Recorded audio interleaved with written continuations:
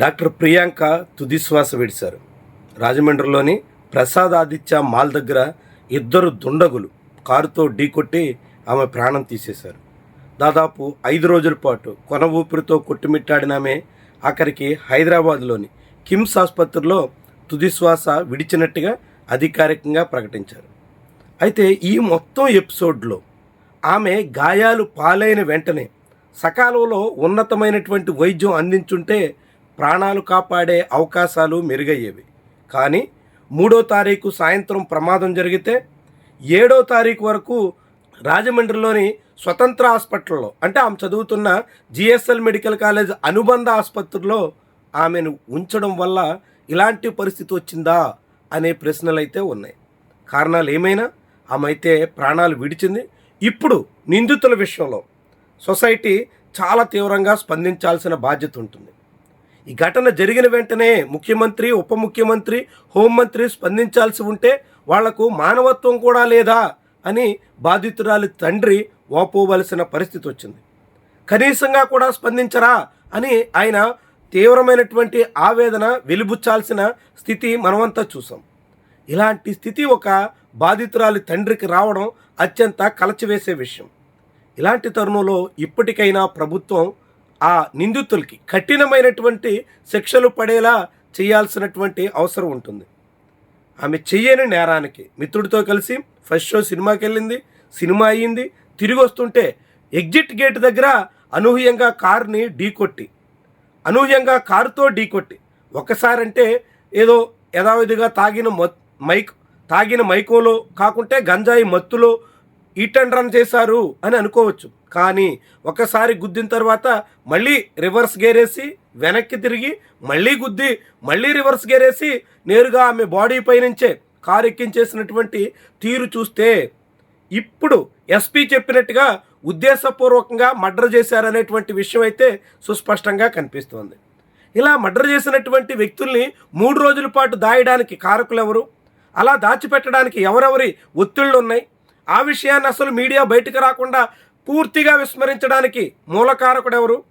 ఆ నగరంలో ఉన్నటువంటి డాక్టర్లు తమ వాట్సాప్ గ్రూపుల్లో మాట్లాడుకుంటూ ఇలా ఒక మనిషి బ్రెయిన్ డెడ్ అయ్యేటంత వరకు కూడా ఆ ఘటనని వెలుగులోకి రాకుండా ఎలా కప్పిపుచ్చేస్తున్నారు అని వాపోతే అప్పుడు మాత్రమే ఈ విషయం బయటికి ఎలా వచ్చింది?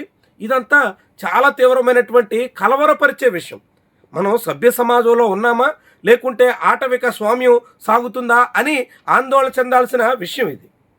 ఒక నగరంలో ఎస్పీ ఆఫీస్కి కూతవేటు దూరంలో ఎమ్మెల్యే ఇంటికి చేరువలో ఒక మాల్ దగ్గర ప్రమాదంలో ప్రాణం కోల్పోతే ఆ విషయాన్ని 3 రోజుల వరకు ప్రపంచానికి తెలియకుండా కప్పిపుచ్చగలిగారంటే సోషల్ మీడియా యుగం, వెంటనే ఎక్కడి నుంచైనా లైవ్లు ఇచ్చేటువంటి సొసైటీలో మనం ఉంటూ ఈ తరుణంలో కూడా అలాంటి చేయగలిగినటువంటి సామర్థ్యం కలిగిన పోలీస్ యంత్రాంగమా కాకుంటే రాజకీయ నేతలా, వాళ్ళెవరూ కాకుంటే అటు మాల్ యాజమాన్యం, ఇటు జిఎస్ఎల్ మెడికల్ కాలేజ్ యాజమాన్యం, ఎవరు దీనికి కారకులు? ఇందులో మీడియా పాత్ర అంతా ఇవన్నీ ఇప్పుడు తేల్చాల్సినటువంటి బాధ్యత ఉంటుంది. ఎందుకంటే మీడియాలో ఇప్పుడు ప్రియాంక ఘటన అయింది, రేపు మరొకరి బిడ్డ అలాంటి పరిస్థితి ఎదుర్కోవచ్చు. ఇలా ఎంతమంది బిడ్డల ఇలా తీరున ప్రాణాలు కోల్పోవలసి వస్తే దాన్నంతా కప్పిపుచ్చే పరిస్థితికి మీడియా దిగజారుతుంది. 2 లక్షలు 3 లక్షలు తీసుకుని మొత్తం మీడియా విలేకరులు కొంతమంది పంచుకుని మిగిలినటువంటి వాళ్ళకి సమాచారం ఇవ్వకుండా మొత్తం మసిపూసి మారేడికాయ చేయాలనుకుంటే దాన్ని ఎలా చూడాలి? రాజకీయ నాయకులతో సన్నిహితంగా మెలిగేటువంటి వాళ్ళు కాబట్టి నిందితులు అటు తెలుగుదేశం ఇటు వైఎస్ఆర్సీపీ నేతలు కూడా ఈ కేసు బయటికి రాకుండా ఇరు పార్టీల నేతలు కలిసి పోలీసుల్ని ప్రలోభ పెట్టడం, పోలీసులు దానికి లొంగి మొత్తం కేసునే చిన్నపాటి యాక్సిడెంట్ అన్నట్టుగా డిఎస్పీ లెవెల్ అధికారి వెల్లడించడం, ఇదంతా చూస్తుంటే ఒక మాఫియాగా మారినటువంటి ఉదంతం అయితే మనకే అర్థమవుతుంది. ఈ పరిస్థితికి చెక్ పెట్టాల్సినటువంటి బాధ్యత అయితే ఖచ్చితంగా ఉంటుంది. అటు మీడియా పరంగా, ఇటు రాజకీయంగా, మరొకవైపు యంత్రాంగంగా అన్ని వైపులా జరిగినటువంటి లోపాలు అయితే ప్రస్ఫుటంగా కనిపిస్తున్నాయి.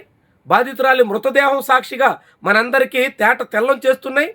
డాక్టర్ ప్రియాంక కే చెప్తున్నటువంటి విషయం మన అందరి కళ్ళు తెరిపించాల్సినటువంటి అవసరం కూడా ఉంటుంది.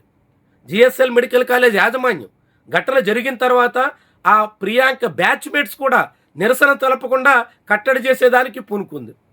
ఆఖరికి రాజమండ్రి ఎంపీ పురంధేశ్వరి వచ్చిన తర్వాత తన మెడికల్ కాలేజీలోనే ఒక క్యాండిల్ ర్యాలీ చేసి సరిపెట్టేసుకుంది. మరి మెడికల్ కాలేజ్ యాజమాన్యం బాధ్యత ఉండదా? అంతెందుకు, ఆ ఘటన జరిగినటువంటి ప్రసాదాదిత్య మాల్ యాజమాన్యం ఫిర్యాదు చేసిన దాఖలాలు కూడా లేవు.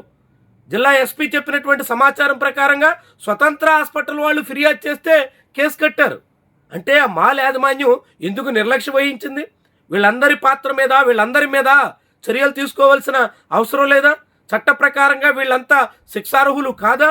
ఇలాంటి ప్రశ్నలన్నీ ఇప్పుడు ప్రియాంక మన ముందుంచింది. ఇప్పుడు చట్టం ప్రకారంగా ఎవరెవరి మీద ప్రభుత్వం ఎలాంటి చర్యలు తీసుకుంటుంది, ఎంతవరకు చిత్తశుద్ధితో సాగుతుంది, ఇది తేల్చాల్సినటువంటి అంశం.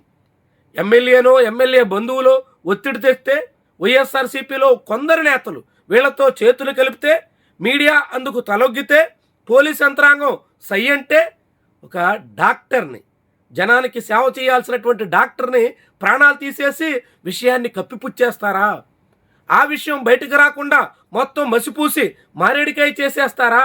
ఇదేనా ఇప్పుడు మనమున్న సమాజంలో జరగాల్సినటువంటి అంశం అనేది ఇప్పుడు మనం ఆలోచిస్తే ఎవరెవరు దీనికి కారకులు, ఎవరెవరి మీద ఎలాంటి చర్యలు తీసుకోవాలన్నది అర్థమవుతుంది. అలాంటి ప్రయత్నం చేసేలా ప్రభుత్వం మీద ఒత్తిడి పెంచాల్సినటువంటి బాధ్యత మనందరి మీద ఉంటుంది.